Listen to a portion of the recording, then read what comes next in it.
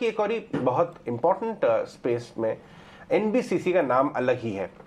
बहुत बढ़िया काम कंस्ट्रक्शन का, गवर्नमेंट कंस्ट्रक्शन वर्क में एनबीसीसी करती आई है और अभी भी हम देख रहे हैं ऑर्डर्स बहुत अच्छे चल रहे हैं। हमारे साथ पवन कुमार गुप्ता जी जुड़ रहे हैं एनबीसीसी के सीएमडी बात करने के लिए कि यहाँ से कंपनी का रोड मैप कैसा है।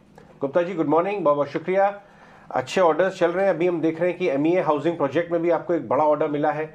करंट ऑर्डर बुक की ग्रोथ कैसी चल रही है और अभी आपकी करंट ऑर्डर बुक कितने साल तक के लिए बुक नजर आ रही है? क्योंकि हमें एक व्यू ये भी आ रहा है कि आप जैसी क्वालिफाइड और बहुत टेक्निकली केपेबल कंपनीज की इंफ्रा स्पेस में ईपीसी में बड़ी कमी से आ गई। काम ज्यादा है, हाथ पे प्लेयर्स बहुत कम है। क्वार्टर वन में हमें 1530 करोड़ के ऑर्डर मिल रहे हैं और टोटल ऑर्डर बुक अभी हमारी 46,000 करोड़ के करीब है। उसमें आधी रीडेवलपमेंट वर्क की है, आधी पीएमसी वर्क की है। ऑर्डर बुक बहुत स्ट्रांग है और अगले 3 साल के ऑर्डर हमारे पास हैं और बहुत से नए बड़े बड़े ऑर्डर पाइपलाइन में हैं, जिसमें एक आम्रपाली के बचे हुए एफआर पे कंस्ट्रक्शन का काम है, वो 8-9 हजार करोड़ रुपए का ऑर्डर होगा करीब। उसके लिए ड्राइंग्स हमने सबमिट कर दी हैं, उम्मीद है जल्दी हमें कंफर्मेशन मिल जाएगी।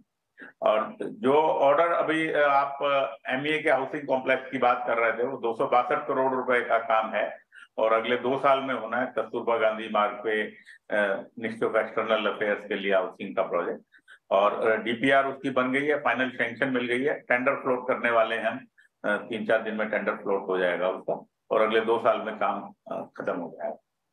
गुप्ता जी नमस्कार। ऑर्डर विंस की सिचुएशन और ऑर्डर बुक्स काफी हेल्थी है और smart city project order book भी बहुत स्ट्रॉन्ग है। और जहां तक आप बात कर रहे थे कि कॉन्ट्रैक्टर्स की कमी की, वो एक रियल इशू है, बट हमारा बहुत फोकस है कि कॉन्ट्रैक्टर्स, वेंडर्स, कंसल्टेंट्स हमारे डेवलप हों। उसके लिए हम स्पेशल वर्कशॉप्स ऑर्गेनाइज करते हैं और उस डायरेक्शन में सफलता भी मिल रही है। नए कॉन्ट्रैक्टर्स डेवलप हो रहे हैं और पुराने कॉन्ट्रैक्टर्स अपनी टेक्निकल फाइनेंशियल कैपेसिटी इंक्रीज कर रहे हैं। Mister Gupta, smart city project से आपको काफी सारे ऑर्डर्स मिल रहे हैं, वहां डेवलपमेंट स्टेटस क्या है, रेवेन्यू पोटेंशियल क्या है और लैंड बैंक को लेकर मोनेटाइजेशन प्लान्स क्या होंगे? हम लोग पटना का हमने टेंडर अवार्ड कर दिया है, हमारा एक लैंड बैंक था उस पे हाउसिंग कॉम्प्लेक्स बनाने का। कोयम्बटूर और जयपुर की डीपीआर फाइनल स्टेज में और जल्दी हम उनके टेंडर फ्लोट करेंगे हाउसिंग कॉम्प्लेक्स बनाने के। और जयपुर में कमर्शियल कॉम्प्लेक्स भी बनाने का हम टेंडर फ्लोट करेंगे।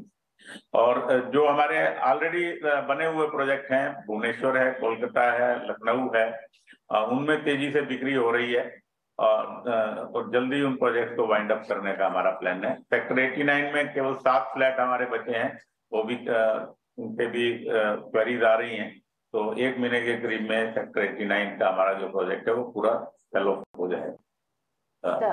आम्रपाली के अंदर हम 3000 के करीब नए हाउसेज जो हैं सेल कर चुके हैं और बहुत तेजी से उसकी सेल चल रही है। कंस्ट्रक्शन भी बहुत फास्ट रेट से चल रही है। 8000 में से करीब 5000 करोड़ का काम हम कर चुके हैं, केवल 3000 करोड़ का काम रहता है उसमें।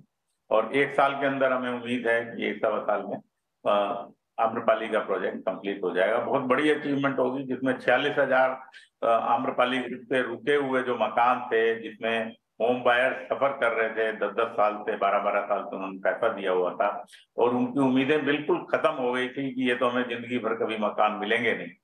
उन लोगों को मकान हमने डिलीवर कर दिए हैं और बाकी जो मकान पाइपलाइन में वो भी डिलीवर कर देंगे।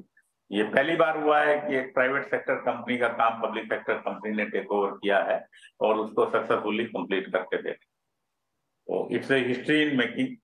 और आगे भी जितने स्टॉल्ड प्रोजेक्ट हैं, बहुत स्टॉल्ड प्रोजेक्ट हैं, एनसीआर में भी हैं, मुंबई में भी हैं, बाकी मेट्रोज में भी हैं, सुपरटेक ग्रुप के हैं, यूनिटेक के हैं और छोटे छोटे बिल्डर्स के भी हैं। उनके लिए भी एक ये गाइडिंग डायरेक्शन है कि इस तरह से उन प्रोजेक्ट्स को टेकअप करके कंप्लीट किया जा सकता। काफी अच्छा स्प्लिट आपने हमें बताया गुप्ता जी, क्योंकि लास्ट कमेंट्री में भी आपने कहा था कि आपको प्राइवेट कैपेक्स भी, यानी बड़े बड़े ऑर्डर्स आपको private capex large business houses से भी दिख रहे हैं, जो आपने बताया भी, और गवर्नमेंट से तो स्ट्रॉन्ग है ही, अच्छा रिलेटेड, अच्छा मूवमेंट आपको टूरिज्म और रीडेवलपमेंट वर्क का दिख रहा है। लेकिन क्या मानसून कोई स्पॉइलर भी है? क्योंकि थोड़ा सा काम तो धीमा हो जाता है मानसून के समय। मानसून में थोड़ा सा काम धीमा जरूर होता है लेकिन वो अकाउंट फॉर होता है क्योंकि मानसून हमारे कंट्री में रेगुलर फीचर है, तो उसमें थोड़ा स्लो डाउन का अकाउंट फॉर करके चलते हैं टारगेट्स में भी और टाइमलाइन में भी, तो इतना सीरियस इशू नहीं है। जी, ये जो आपने बात कही कि जी हाँ कॉन्ट्रैक्टर की थोड़ी कमी तो महसूस हो रही है इंडस्ट्री में, क्या इसकी वजह से आपके प्रोजेक्ट्स के ऊपर, प्रोजेक्ट कॉस्ट पे, वेजेस पे, कॉन्ट्रैक्टर्स की, उस पर भी क्या फर्क पड़ता है? नहीं, प्रोजेक्ट कॉस्ट पे, वेजेस पे फर्क नहीं पड़ता, कई बार टाइमलाइन को अचीव करने में दिक्कत होती है due to non availability of good contractor. Right, all right Gupta ji, बहुत बहुत शुक्रिया। आपने जो आम्रपाली वाली बात कही वो बहुत ही शानदार है, वो काबिले तारीफ है, वो अपने आप में एक केस स्टडी है। मुझे याद नहीं आ रहा है कि पहले कभी इस तरह का रेजोल्यूशन हुआ था। मतलब लोग ऑलमोस्ट अपना मकान के, अपनी जीवन की पूंजी भूल चुके थे, राइट ऑफ कर रहे थे। उसके बाद ये आपका जो सोशल वाला एंगल, इस पर्टिकुलर प्रोजेक्ट को द वे गवर्नमेंट ने जिस तरह से हैंडल किया और एनबीसीसी एग्जीक्यूट करवा, बहुत ही काबिले तारीफ है, कमर्शियल एंगल के बियॉन्ड। बहुत बहुत शुक्रिया हमसे बात करने के लिए। हमारी टीम में भी एक